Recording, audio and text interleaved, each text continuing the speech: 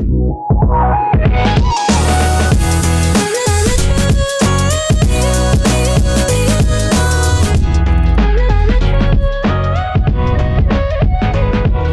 talk about some investments with Chris Sacca and see if he's here.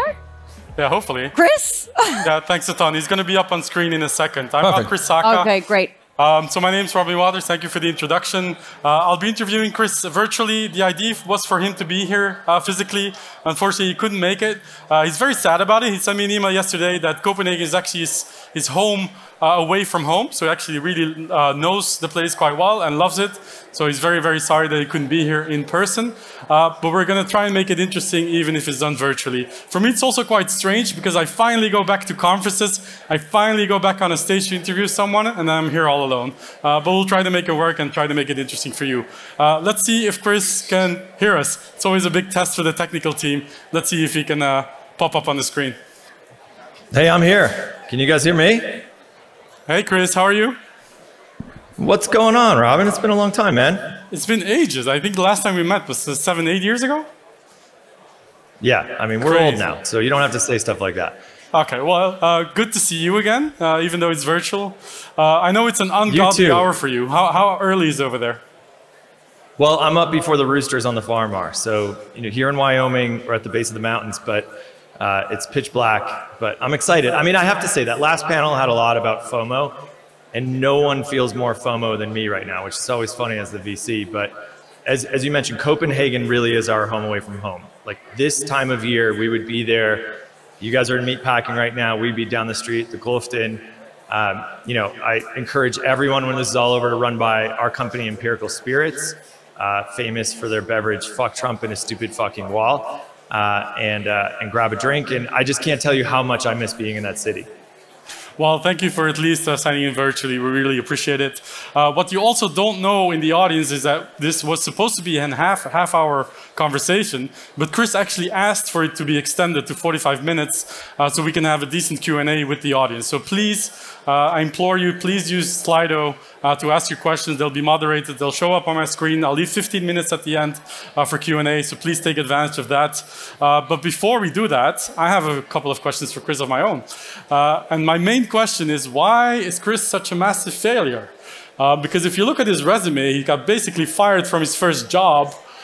He started angel investing in 2006, 2007, golden age for entrepreneurship in Silicon Valley even, but failed to invest in Snapchat, Pinterest, Airbnb, Dropbox, missed all of them. Retired from angel investing in 2017 and raised an $800 million fund instead just a month ago. So basically didn't succeed in a lot of things. That's correct, right? Did I get that right? Yeah, I mean, I do suck at being retired. So, but no, I mean, you brought up a couple of things that are funny. One was I've said no to a fascinating number of incredibly successful startups, and that's one of the things you have to choke down as a VC is realizing that, hey, we're wrong most of the time. Remember that. Everyone in the audience, when you're talking to an investor, they spend most of their time being wrong. It's just the way the game is rigged. It's when they're right, they're really, really right. And so, I mean, if you go back and look for it, you can literally find me on television the day of the iPad launch saying like, I don't know why it's such a big deal. I mean, all you can do on it is watch movies, play games, use apps. Like, how big could that ever be? And so, but that's just the nature of being an investor is we pound the table, we have high conviction, we preach it to the room, et cetera, and then we're wrong a lot. And so, yeah, I told the Airbnb guys that their idea was a bad idea and that somebody was going to get murdered and the blood would be on their hands, and that probably cost me like $2 billion. I told the Snapchat guys, I'm like, how can you ever get past dick pics? And that probably cost me like $1 billion. I've said that to Dropbox. I was like, Google's going to crush you guys. And so, I think one of the lessons I took away as an investor is obviously don't bet against the startup when there's a big company up there. And also don't focus so much on the negative case. It can be so blinding sometimes to see the one way it can get bad. But as an entrepreneur, as a builder, as an investor, we have to look at the dominant case, which is most people are good. Most things are good. And most of these companies will have a real shot. And so we can't get obsessed with the negative case. Right. Now, that said, to your other point, I do suck at being retired. found it really hard to do nothing for a while. Yeah, we'll talk about that in a minute. But just to go back to those days when you started angel investing, because you didn't actually, you weren't a VC, you weren't in investment, you were working a pretty high-level job at Google, but still you made the decision to start angel investing on a professional basis almost instantly after Google, didn't you? What was the environment in Silicon Valley like back then when you started doing that? Yeah, it was funny. There was this term angel investing, which was kind of commonplace then. Guys like Ron Conway had pioneered that. And then there were these VCs. So there was the Kleiner Perkins of the world, and Sequoia, and Excel, and Benchmark. But there wasn't really anything in between. And what had happened was companies were just starting with less and less capital. What happened as a result of kind of Y Combinator, I think, is the harbinger of the era, is that they just needed less money to get started. Everything had become open source. It was just that much easier. And so as a result, they needed a different type of investor, one who wasn't bringing a $10 to $15 million initial round, but one who was bringing $500,000. When I look back at the kinds of things we invested in and the pre-money prices, I mean, I was one of the very first investors in Twilio, and I think that was a $2 million pre-money valuation. I think we raised like $500,000. At Uber, I think we raised $1 million at a $3.5 million pre-money valuation. These things were small. And until I and some, I certainly wasn't the first, but I and some others kind of came along and created this new group, and they called us super angels or micro VCs. They didn't know which bucket we were supposed to fit into. But what was fun was we were adapting what we were up to the needs of those companies. And I think that was what's interesting and what I've enjoyed seeing about what's happening in investment generally now, whether you're looking at the evolution of venture funds or DeFi, et cetera, is that it's not one staid formula. It's constantly adapting what we're doing to the needs of those companies, to the scale of those companies, the timing of those companies, the kind of help that those companies need. And so it was a really exciting time because we were all kind of making it up as we were going. Yep. Well, you did definitely make a few good bets as well. You mentioned Uber and Twilio. It's also Twitter. There was Kickstarter, Docker, a bunch more. I think in the end, 10 years in, you had roughly 100 investments. And then you made the surprise announcement that you were going to retire from investing. At least you were going to stop making new investments and sort of manage your portfolio. And that was it. What led to that decision? I mean, look, so I was on Shark Tank for a few years and really actually had a great time. It's a fun show. Of all the crap on television, it's actually real. There's no script, and we invested our own money, and we didn't know anything about those companies before they came into the studio. But, if you go on to some reality TV show like The Bachelor and get married, everyone's okay when you get divorced 60 days later. But when you do a deal on a show like Shark Tank or Dragon's Den, like, you've just made a 10 to 15-year commitment. So, for investors in the audience there and for entrepreneurs, when they do a deal, like, that's a decade-plus commitment to a successful company. And so what I started realizing is more and more, as I started to figure out the investing game, companies would come in, I would hear their pitch, and I would say, you know what? Yeah, like, we could work together. I could make that more valuable. I think you're great. I think you're driven, and I see how we could make some money together. But then I would sit and ask myself, is this really what I want to do for the next 10 to 15 years? Like, when my kid wants to hang out, is this the trade-off I want to make? Like, sorry, I can't read a book to you tonight because I have to go deal with this new kitchen gadget. And so, no offense to anyone in the kitchen gadget industry, but it just wasn't for me. Those trade-offs weren't there anymore. And so that was where I and my wife and business partner, Crystal, decided to take a step back and say, look, what can we do that feels like we're going to make a brand new marriage to this space all over again, a whole new commitment, where we are going to have impact, where it starts to make the work not feel like work again. And so when we originally retired, it was to focus on defending our democracy. Obviously, the United States is in an absolute state of crisis still. I mean, as much as we won that election, we still have some real structural fundamental reforms we need to make here to prevent what just happened from happening again. Two, we have a real criminal justice and racism problem in our country. And so we spend a lot of time in prisons doing that kind of stuff. But three, climate was always a calling of ours. I worked on it all the way back 20 years ago at Google. And so to refocus on that, it just felt like it wasn't work anymore. Yep. You did, in fact, start making investments in the climate tech space. I don't know, do you actually call it the climate tech space? What do you call it? Sustainability, eco-tech? Because I see different names being thrown around. Like, how do you define what you invest in? I mean, I define it as a friggin' gold mine.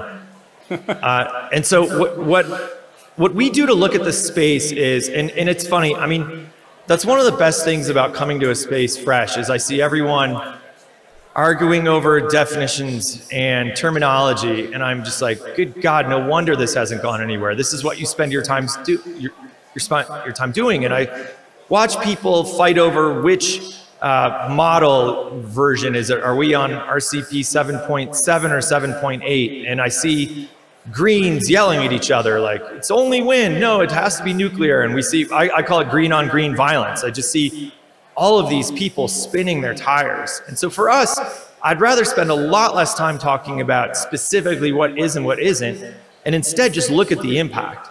So as we look at the wheel of carbon emissions, we look at sector by sector: transportation, energy, food and agriculture, building materials, industrial chemicals, and then all the stuff that's already been emitted and needs to go back into the ground.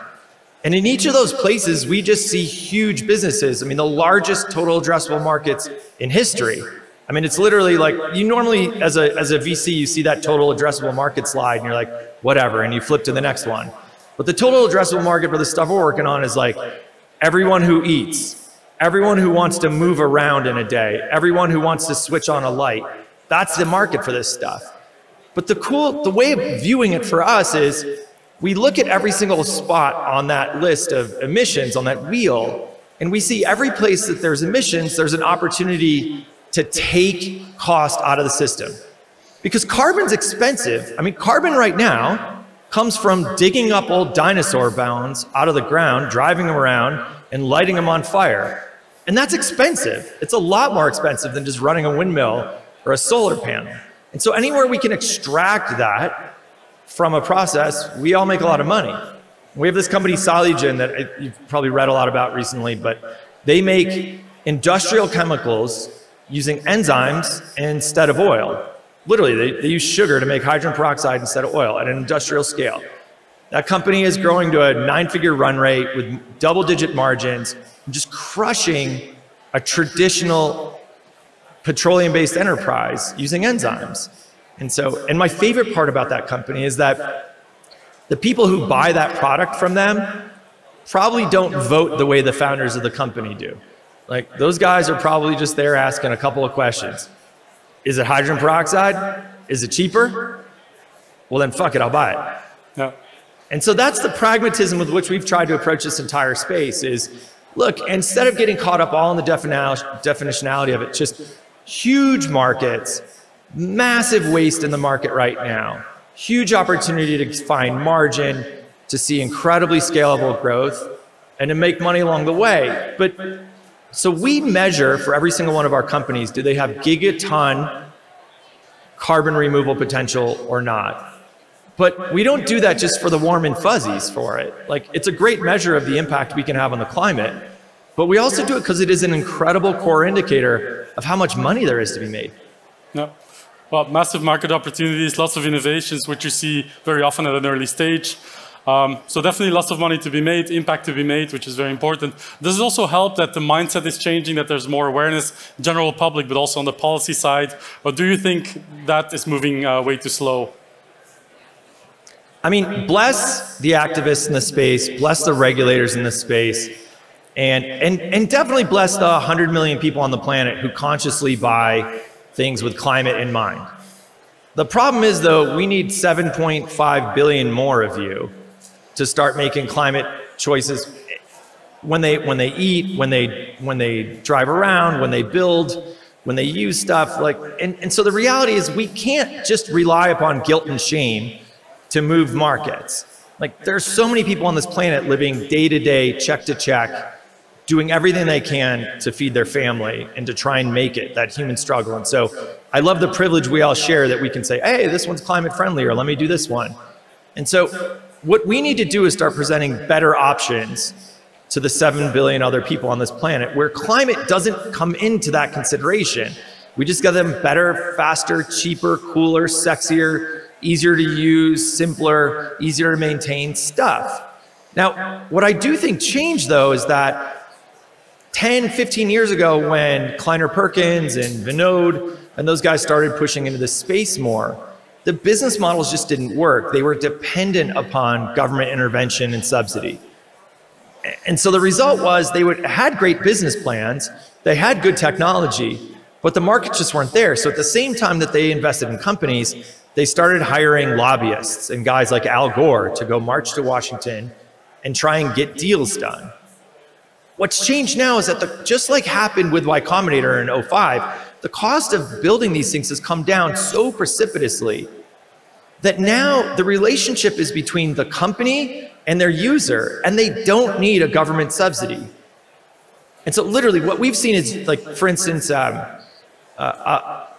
show Heart Aerospace, a company of ours in Sweden that makes an airplane, a totally electric airplane. So when we met them, and I shouldn't even say them because it was literally like one guy who pitched us that he was going to build an entirely new aerospace company. You know, we went to Boeing and Airbus to reference check him, and they're like, no, it's physically impossible. So we invested nevertheless. I wish we'd invested more, but what we saw from him is that what used to be billions of dollars of investment in developing a plane was now happening in the computer. He built the plane with machine learning in the computer. And then as he ran millions and millions and millions of scenarios, he was able to come down to where he's like, okay, now I know the prototype we need to build. Fast forward literally 2 years, and he's got billions of dollars of orders, not even LOIs, orders in hand from the major airlines for his electric planes. He's got a fuselage, he's got the motors all built. You can go up to his hangar just north of you guys right now and see it. It's incredible. And that just wasn't physically possible before the advances in machine learning till now. The Solugen guys I brought up earlier, like, that wouldn't be possible if it weren't for shared lab space, the ability to run a bioreactor on an hourly basis rather than have to build a $15 million bioreactor and then hope your experiment works. We're seeing this with our plasma and fusion investments. So within nuclear fusion, which people have said will never come around, we've got 3 companies in this space that are all, I can't talk out of class about how well they're doing, but let's just say it's real. But all 3 companies in the space got there by doing almost all of the work in the computer and then figuring out the parameters to run in real life. And so the cost of this stuff has come down so much that I'm like, look, I mean, we talk to Joe Biden and the administration, and we try and help them understand the importance of climate. And I think Joe gets it. And I think it's been reflected in some of their priorities. I look with envy to Europe and the leadership that Europe continues to show in the space. But the reality is we're not waiting around for them. We are trying to build stuff that an individual consumer, a business, or government as a buyer will buy from us just because it's fucking better. And so if we do that, we change the system at scale. Yeah. Well, how much of a dent can you make as an investor though? Because you made, I think, up to like roughly 30 investments from your personal money in the last few years. But then last month you announced that you raised an $800 million fund. But even then I'm thinking, of course, that's a very sizable fund. No way around it. But is it enough to really make a dent in this space from an investment standpoint? Yeah, it is. So we have 57 portfolio companies. The first 54 of those, Crystal and I did out of our family office. Again, we will not invest in a company if it doesn't have gigaton potential for emissions reduction or carbon capture and sequestration. And so I already know the scale we're having, and that, you know, within a couple of years we'll probably be the largest lithium miner on the planet, but in a way that's 10,000 times faster, uses 99.9% less water and 93% less real estate than any other lithium mine in history. I mean, that kind of scale, I've looked at thousands of decks. So have you, Robin. You and I have been seeing pitches for decades now. I have never seen anything where the science shows something go 10,000 times faster than the current standard. It's insane what's happening in this space. And so this is the largest early stage fund I've ever raised. I mean, everything else we've ever managed, I would have a small early stage fund and then I would go grab $1 billion to do something late stage. But we put together $800 million early stage here because the reality is, and this is the crazy thing, is that if you go raise some money to go build an app, it could be well designed, well thought out, great idea, amazing engineering and product team. You got a beautiful office, great coffee and snacks. You code for a couple years, and then you turn it on launch day, and nobody gives a shit. And there's nothing you can do. And I see it happen all the time. You're like, we all had the best intentions. It was a fun idea, but fucking nobody cares. And so the reality is, and what we're seeing in this tech that's amazing, is that when somebody brings me a piece of technology that works, like an industrial chemical, like an electric motor, like a massive improvement in an HVAC system, like a tree that has 5 to 10 times the root ball and carbon sequester size of a traditional tree. When I see that stuff, it works. And then it's a challenge of how quickly do we scale it. And so what's funny is that it's a challenge of how fast can we get going with this. But the risk isn't there. The risk that we used to see, that existential, is anyone going to care about this company, isn't there. Instead, we tend to see our very first money-paying customer within months. That just never happened. I mean, think about how long it would take to monetize Twitter. You're like, okay, well, maybe someday when we get to 100 million users, we'll see how we can make some money with this. And so, but with this kind of stuff, it's like, right away, okay, it works. Let's see if we can get somebody to pay us for it. Okay, how do we make it 100 times cheaper? And how do we make 1,000,000 times more of it? And so it's de-risked, but it requires the capital to go accelerate that. One of the crazy things too about this space is that the companies we're working with are tapping loans and debt finance way earlier than any of our traditional web companies. It's like Uber was like a $25 billion company before anyone wanted to loan it any money. And so, but in these cases, we've got companies that have 10 employees and a regional bank, like not even like a Silicon Valley bank, but just a regional agricultural bank will loan them money to go build their next facility because they look like a traditional business. So it's the growth of a tech company, but with the de-risked, really understandable, tangible, incremental revenue model of a traditional company. And so it's been amazing for me. I think the failure rate among the companies we're working in now will be much lower than across the failure rate of our traditional portfolios in web and apps. Quick question before we move to Q&A from the audience. If you would be physically here and you'd walk around like I have in the last few hours, you would see a lot of these eco-tech, urban tech, I don't know what the signs say, eco-tech companies. I'm sure you'd find some interesting ones. You've already invested in a couple of companies in Europe. Does it matter to you at all where the entrepreneurs, the companies come from? Can these early stage startups that are here reach out to you and just send you a deck, or how does it work? Yeah, I mean, so we're at lowercarboncapital.com, and we built a whole way to kind of get in touch with us, and as well as to join any of our companies. We have companies all over the world. I mean, there's no getting around it. Europe is the center of the climate movement. That's where the talent is. That's where the most exciting entrepreneurs are. What we love is that that has infected the United States, to use a virus analogy, but that has come over, and I think folks in the United States, you know, what I would say is a lot of the computer science entrepreneurship, folks in Europe saw it and were like, hell, we should do that too. I'm seeing it flow in the other direction when it comes to climate, is that a lot of US climate engineers who have that talent, but who used to go work for the oil companies and the aerospace companies and the auto manufacturers and the big agriculture companies, are seeing the success of climate startups in Europe and saying, hell, we can do that here. And what's particularly exciting for me as an American is it's not just happening in San Francisco and New York. It's happening across these states in the middle, these red states where people who have these technology background in, you know, I mean, look, sequestering carbon is basically just running the pipes in reverse and putting it back into the ground. And so if you want to do that, it would be good to talk to the guys who took it out in the first place. And so if you want to change transportation forever, it's great to work with people who have built transportation models at scale. And so I'm excited to see that happen in the US, but I think over half of our team comes from Europe.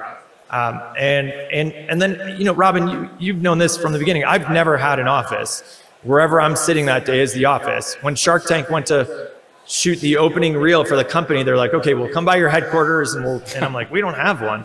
So we go where the talent is, we go where the opportunities are. And Europe has been amazing for that. And by the way, the other great thing about Europe is you're humming along, building your startup, and then one day, like 3 million euro just falls out of the sky from the EU, just free, non-dilutive money. And you're like, hey, I'm not going to say no. I appreciate it. Thank you. And so, yeah, we love to spend time there professionally and personally, and we can't wait to get back. Fantastic. Maybe just for closure from my side as well, it's a very, very boring cliche question. I apologize beforehand, but I'm sure it'll be valuable to the audience. Of all these pitches that you've heard in the last, 15 years, what are some of the things that entrepreneurs really need to take into account before they approach investors? What do they need to communicate to you for you to be interested in the first place? Yeah, I mean, I've taken cracks at this question over the years. Here's what I can say is most consistent about the people when I kind of do the regression analysis and look back. So who succeeded in our portfolio? And I'll tell you that each of the greats, each of the ones who has been, the whatever you want to call it, the unicorn, decacorn, I can't even tell where we are and which animal we're on now. But the thing they all have in common is that when you talk to them, you can feel the inevitability of the success of their idea. They're not really selling you. They're not trying to convince you. Because when somebody's trying to convince you too hard, it's almost like they don't believe it themselves. And so the people that I have been drawn to in the end and have done these deals with that have turned out, just see it. And they're weird, right? I mean, the best, if you go down the list of the most successful entrepreneurs, they're not normal people. They're weirdos. And part of that weirdo is they see a different reality than the rest of us see.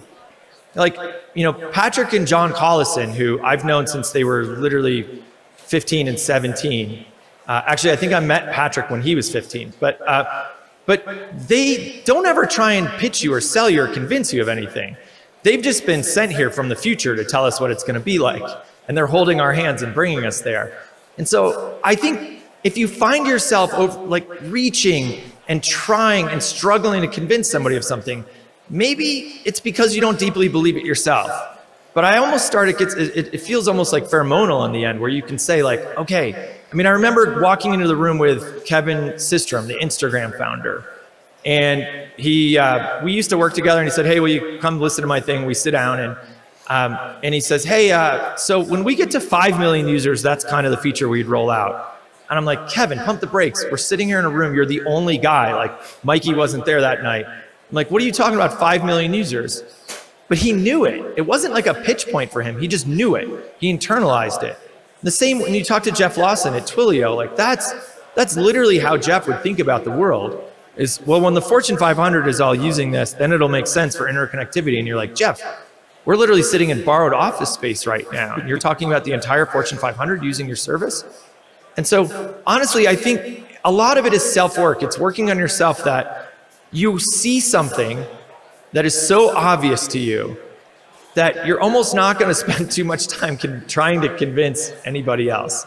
That's the one thread I've seen consistently across the successes, the builders. I mean, Shivani Soroya at Tala, like Shivani is, when I first met her, I got so excited about what she was describing to me. And I was like, hey, by the way, who built this? And she said, I did. And I was like, but I'm looking at your resume. You're not a computer scientist. And she was like, Chris, it's not that hard. I taught myself. Anyway, and then proceeded to tell me more about the business and the inevitability of it. And I'm just like, oh my God, how much of this company can I own?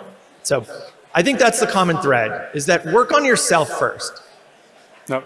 Yeah, that conviction. I think what you're talking about is sort of like they're time travelers. They can already crystallize sort of the vision, and they just work towards it with a conviction that you just feel as an investor, as someone who sort of wants to work with these people as well. Yeah, I mean, look, if I'm talking to Larry Page, if I'm talking to Larry or Sergey, I'm not convinced they were born on this planet. I think they might have arrived in a capsule. But when I'm in that conversation, the only way you can get laughed out of that conversation is coming with an idea that's too incremental, too small, like not challenging enough. And so those are the people that ultimately I'm looking for, particularly as we confront a truly existential crisis. Like if we don't fix climate, we are all fucked. And it'll start with the most vulnerable people. We're going to talk about underserved communities. We're going to talk about people of color and women. But the very first people to die are black and brown people living in the coasts of of the continents where they're most exposed to flooding, most exposed to famine, disease, drought, war, mass migration. And so the ultimate white privilege in today's society is to turn your eye away from what's happening in climate. The ultimate white privilege is to say we shouldn't do solar geoengineering research right now. Like, the stakes couldn't be fucking higher right now. I'm so excited for anyone in your audience who gets that. Yeah, fantastic. Okay, we're going to move to Q&A. You were very keen on getting some questions from the audience, so we left 15 minutes for that. I'm going to put up the questions now from Slido. Chris, what is, from Anonymous, Chris, what is your take on crypto and DeFi? Of course that was going to be in there. Yeah, I'm fascinated. I mean, I'm 46, of course, so nothing I should say about this should count, because this is something that I think is not for the olds. But I am absolutely fascinated by DeFi and by crypto. I really think we need to go away from proof of work, so it just uses less energy. This whole idea that we're burning the planet up to show that we own some coins is silly. And obviously a lot of people have innovated past that. And so I love seeing people get to this idea of proof of stake and other systems that just aren't correlated to electrical power.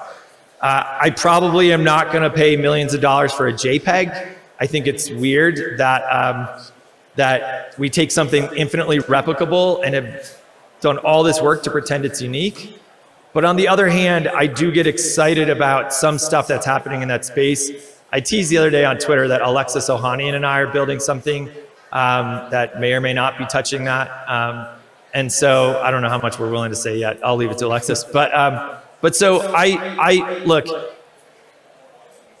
I love borderless banking. I love taking the regulators out of this. I love to see a new generation of people being empowered and having control over their financial future and the innovation that comes with that. I worry about the risk. I worry about the leverage. I worry about a generation of people who think that stonks never go down and are losing their asses trading Robinhood. As you got, anyone who knows my personal biography knows that I lost $16 million in 48 hours, leaving me $4 million in debt. And so I know more than anyone the cost of leverage. And so I get worried, but it's really, really exciting. And I try and keep young people around me to keep me, in the loop on what's going on. Yep. That brings me seamlessly to the next question, also from Anonymous. Chris, from what I know, you had a very bumpy road to success. You don't know the half of it, because this man was voted one of the worst dressed men in Silicon Valley back in 2011, I think, by GQ. So it's a very, very bumpy road to success. Any tips on the right attitude and mindset for those of us who are yet to get there? Yeah, I think I most deeply respect the people who can own their failures in real time. So, it's fun for me to get up there now and talk about times I've lost a ton of money or companies I said no to, or huge table pounding pronouncements I made that I was wrong about. But I do that from the relative security of being rich and successful now. And the people that I admire most are the people who are not just reflective enough, but brave enough to say that stuff in real time. I love it. And I really admire the bravery of folks who are living their journey, not like manically out loud, but just who admit, like, fuck it. And I find those are the people who I work best with along the way, or like, yep, we screwed the pooch on that one, let's move on. Or I own it, my bad, let's go forward.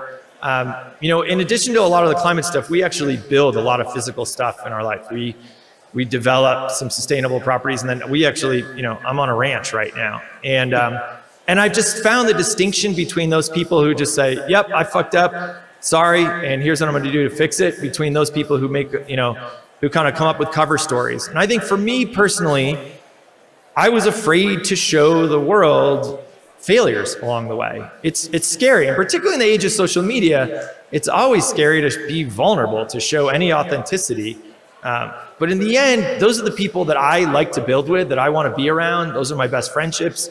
And so anyone who, no matter where you are in your career, can accelerate your way to being just real, to being genuine, I think you'll just be more successful and happier. And then the other thing that I think took me a while to realize that I was doing well is just being weird, is just not being afraid to be different and nonconformist. I mean, yes, I've been voted worst dressed person in GQ for these shirts, but the shirts for me are a reminder to not take myself too seriously, because I think that's a big risk in this business, particularly once you're an investor and you have a lot of money and people think you walk on water. I think it's really easy to start believing your own bullshit a little too much. And so the shirts remind me that we're all a little bit fucking goofy. And so as I continue to grow in my business and in my relationships and in my friendships, it's about being authentically weird. And that each of you, and by the way, one of the things Europeans have an advantage in is you've been exposed to so many weird and different cultures along the way. I mean, Eurovision is like the weirdest thing on the planet. And so the fact that you all have like decades of Eurovision viewing experience makes you interesting, but you've traveled, you've been exposed to other cultures. Like, own that, own those weird quirks that you've come up with along the way. I mean, you know, if you're Danish, you know, it's weird that your team finally made it to the Euro 2020 semifinal, and I'm proud of you.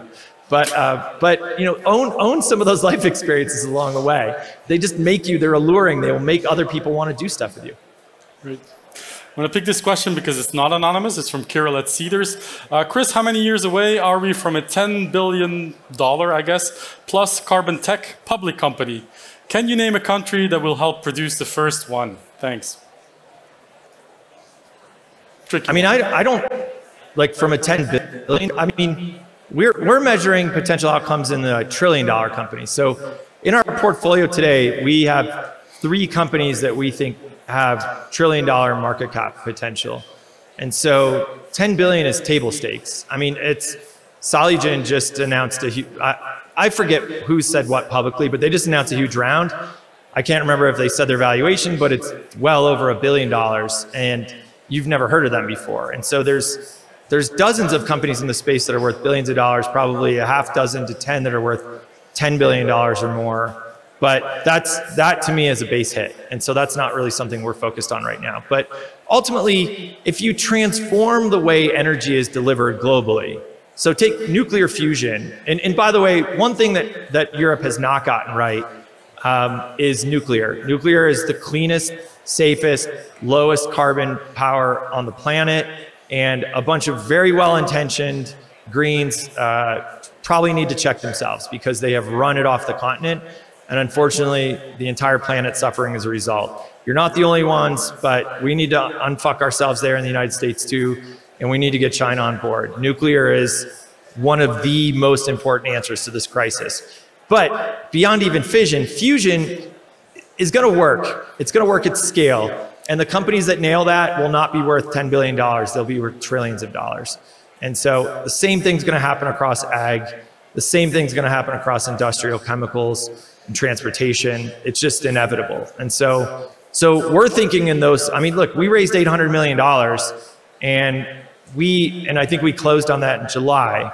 And we're already having internal meetings about taking on more. I mean, there was about $3 billion of interest for that $800 million because there's just such investor appetite to get into this space.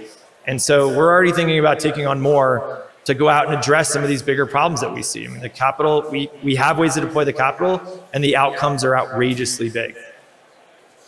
Great. I love this question. If you could go back, what would you tell 25-year-old Chris Sacca not to worry about?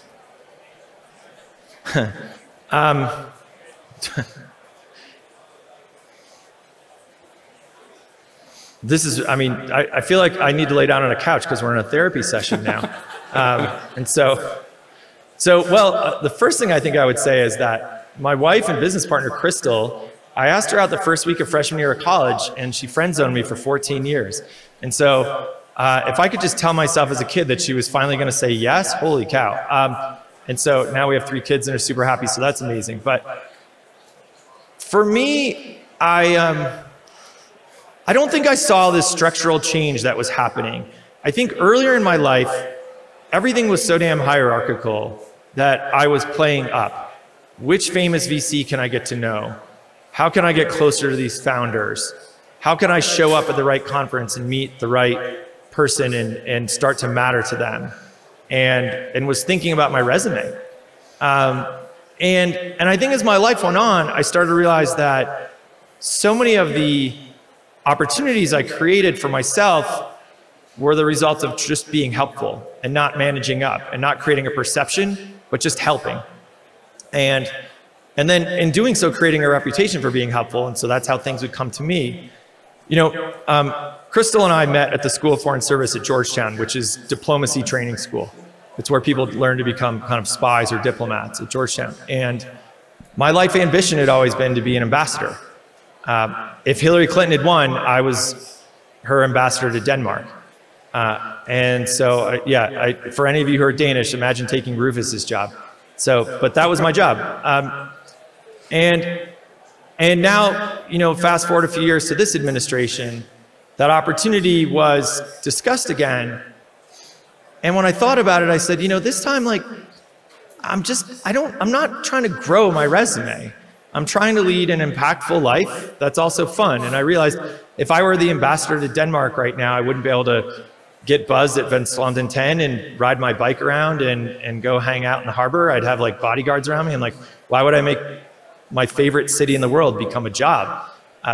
But what I realized was I was just not chasing a resume anymore. And so I think early in my life, when somebody would ask me to invite their board, it was interesting because I'd be like, wow, this, you know, or somebody offered me a fellowship. I'm like, wow, this is going to make me look cooler and more important and more distinguished.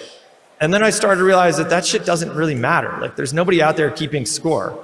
That the only thing that really matters are those friendships and those partnerships. And those come from investing in yourself, getting to know yourself, being healthy. I mean, I joked about it earlier, but doing the therapy you might need to do, processing some problems, and then reaching out and being helpful, whether it's personally to other people or professionally helping people build and solve their problems and being there for folks. Like, that's what'll make you feel rich inside, but it also, honestly, I think that's what gives you the best opportunity to be financially rich if that's what you're seeking. Yeah.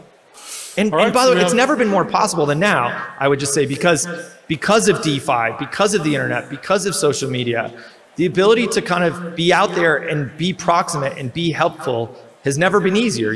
When I first started in this business, there were no blogs or tweets or anything like that. The only way you could kind of learn about this business was to show up at one of these conferences, and I didn't have the money to afford it, so I would sneak in through the kitchen by speaking Spanish and, you know, and then try and corner somebody, or I'd volunteer to carry somebody's bag. But now the resources are all out there for you to kind of learn, build off this knowledge, and be helpful. And that's incredible. And so I encourage you all to kind of forget your resume and instead work on being happy and helpful. Great advice. We have a couple more minutes, lots of questions still up there on Slido, but unfortunately not the time. I'll make the last one my own then, sort of related to what you just said. If you could pick one of the problems that you see in the world, one that you've researched, that you think not enough entrepreneurs are really paying attention, what do you wish more entrepreneurs would pay attention to solve? Yeah, I mean, I think there's one huge area that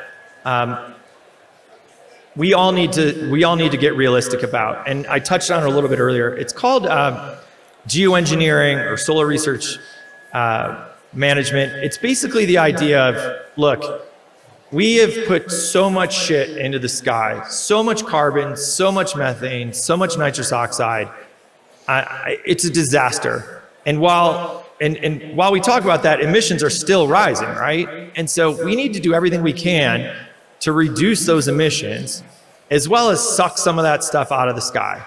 And so, and people have very strong opinions about this. Al Gore once called me a jerk for even focusing on this because he said it would be a moral hazard to emissions reduction.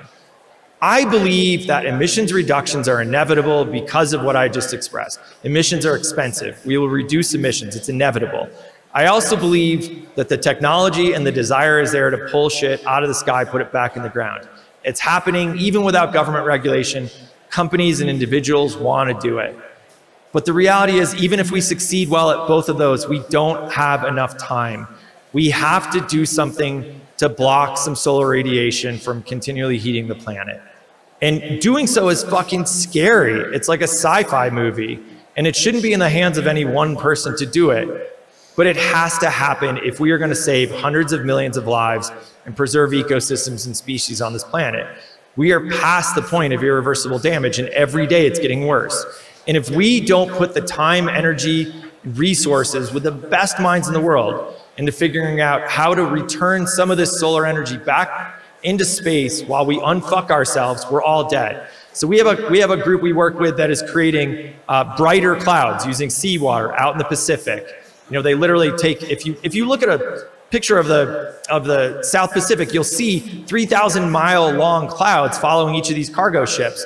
Their soot condenses, it makes a cloud. Those have probably net cooled the planet by 0.2 degrees Celsius already. So we're building ships that are going to go out and make those same clouds and hopefully buy us some time.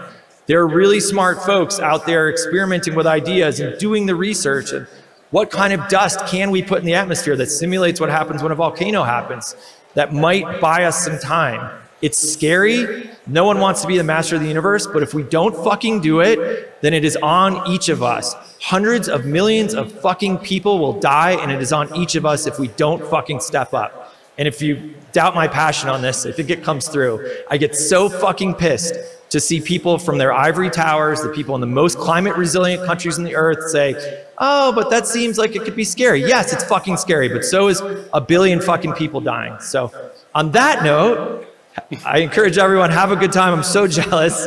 I wish I were there to ride the Oshibena with you. I wish I were there to go to Empirical. Please go to, this is random too, but I actually co-own a mass restaurant as well as a mass fried chicken.